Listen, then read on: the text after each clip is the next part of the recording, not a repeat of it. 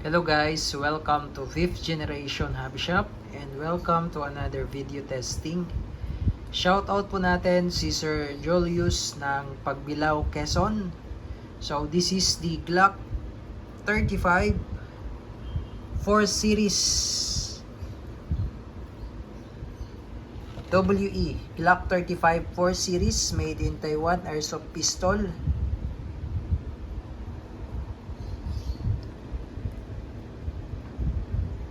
Ayan. So ito po yung customized version ng Glock 34. Ayan. 4 series. So kung mapapansin nyo po, naka-magwell na siya. Stapled grip. Ayan.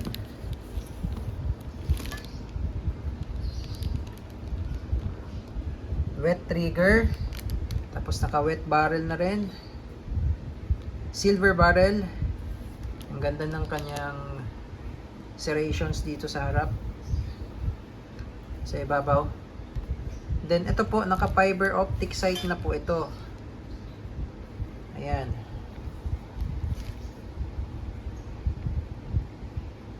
Then meron na siyang Punisher skull design sa backplate. Ayan, fiber optic sight na rin po yung harap. Ito naman po yung selector ng semi and full auto, yung sa fire mode po niya. So yan po yung semi auto, tapos ito naman po yung full automatic. Ayan, yung may 2 dots, full auto. Pag nasa taas po yung switch, semi auto.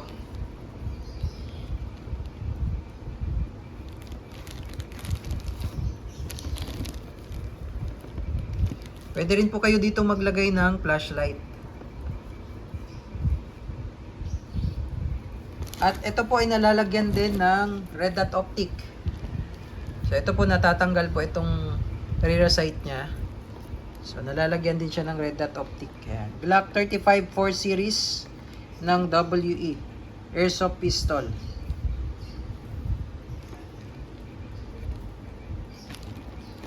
May libre na po siyang gas, tsaka bala.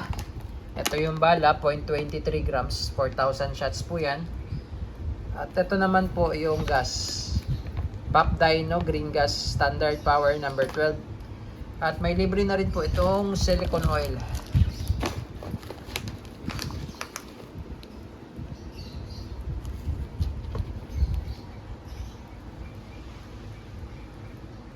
Okay, so ilubricate natin, sir. Unit mo, pati yung mga slide niyan, lalagyan natin ng oil. Ito po yung magazine niya. Sa 4 series, malapad yung base pad compared dun sa standard. 24 plus 1 capacity.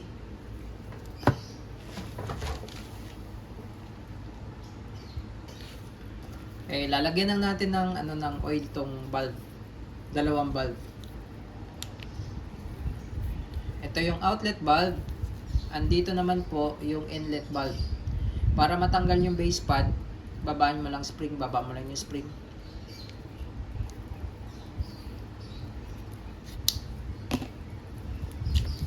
So, unahin lang muna natin lagyan.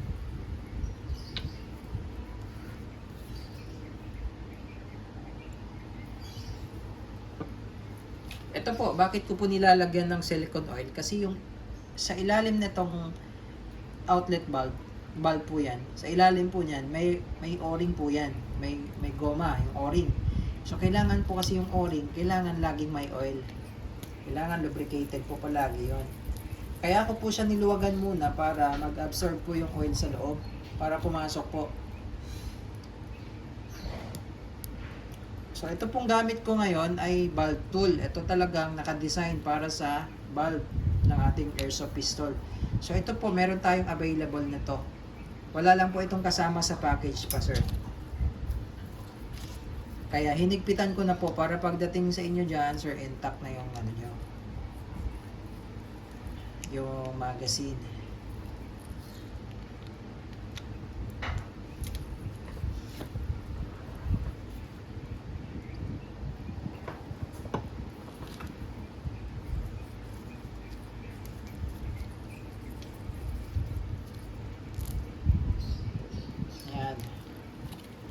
Bawal din po yan higpitan ng sobra kasi pwede pong maputol yung valve. Pwede maputol yan. Ano lang kasi yan, tanso. Pagbabalik naman, ganun lang din po. Ibababa mo lang yung spring. Insert. Ngayon sir, lalagyan natin ng gas. Inverted position po, upside down. 3 to 5 seconds lang po. Ayan.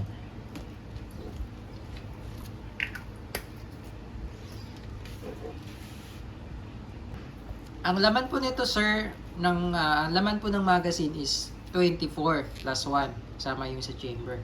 Ngayon, ang rekomenda ko lang po, kalahati para yung spring hindi agad lalambot. Kasi pagka lagi yan puno, lagi naka-compress yung spring, matagalan lumalambot yung spring.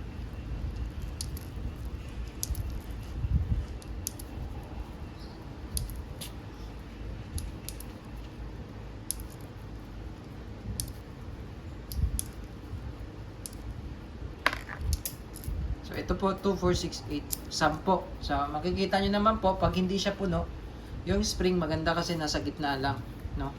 Hindi siya kumbaga compress. Okay, so set aside muna natin 'yan. Ngayon, ito naman yung unit mo, sir. Yan, so nababaklas din po siya. So kung babaklasin niyo yung slide, alisin niyo po yung magazine, kailangan wala magazine, tapos kasan niyo po. Kasan niyo lang po isang beses.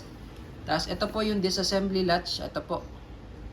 Itong part na to at ito sabay pong ibababa. Yan, sabay pong ibababa. Wait. Yan. Yan. Then paluin mo lang para lumabas yung slide. Yan po. Ngayon, lagyan natin sir ng silicone oil. Or pwede rin po kayong gumamit dito ng petroleum jelly. Itong part na to po yung nilalagyan ng oil or petroleum.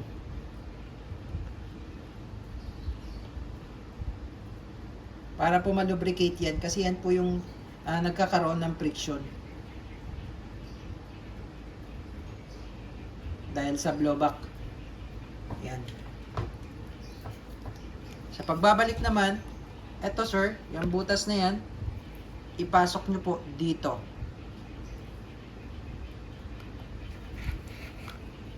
Yan. So, ganun lang sir. Glock 35 4 series. Okay, so ngayon sir, iti-testing natin yung semi-automatic at yung full automatic. Again, pag semi-automatic, ganyan. Pag full automatic, baba mo lang yung switch. Pero petics lang tayo sa full automatic, sir. Mabilis kasi wear and tear ng internal parts. So, ito yung mga kasama. Owner's manual.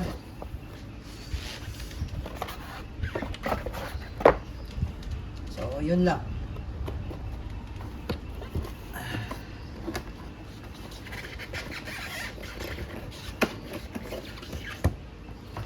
Okay, so testingin natin sir, semi-automatic muna, then full automatic tayo.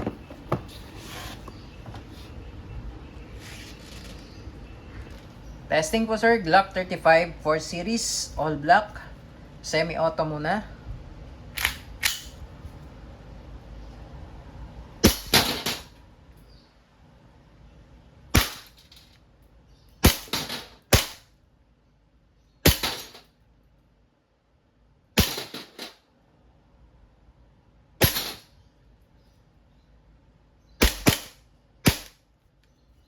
Okay, so nag-open slide. Ngayon, lagyan natin ng bala ulit sir para sa full auto naman. Okay, so nag-load po ako ng another 12 round. Tapos sinayaan ko lang muna siyang naka-open slide. And insert the magazine. So sa Glock po, medyo lakasan nyo lang yung pag-insert kasi pagka medyo mahina, pwedeng malaglag po yan sir, no? Yung magazine. Yan. And then, hatakin nyo lang yung slide. Then release. Ngayon, ilalagay po natin sa full automatic. Ayan po, switch down. Rapid firing. Ayan. So, isang kalabit lang po yun, uubusin niya po lahat ng laman ng magazine. Ayan. Yung semi-automatic, pitik-pitik lang yon. Isang kalabit, isang bala lang ang lalabas. Pero pag sa full auto, isang kalabit mo lang, ilalabas niya. Long press po yun, ilalabas niya lahat ng bala. So, nag-open slide siya ulit. Release the magazine. Balik lang natin sa semi. Ball back, release. Hammer down. Okay, all goods na po. Glock 35 4 series ng WE Airsoft Pistol.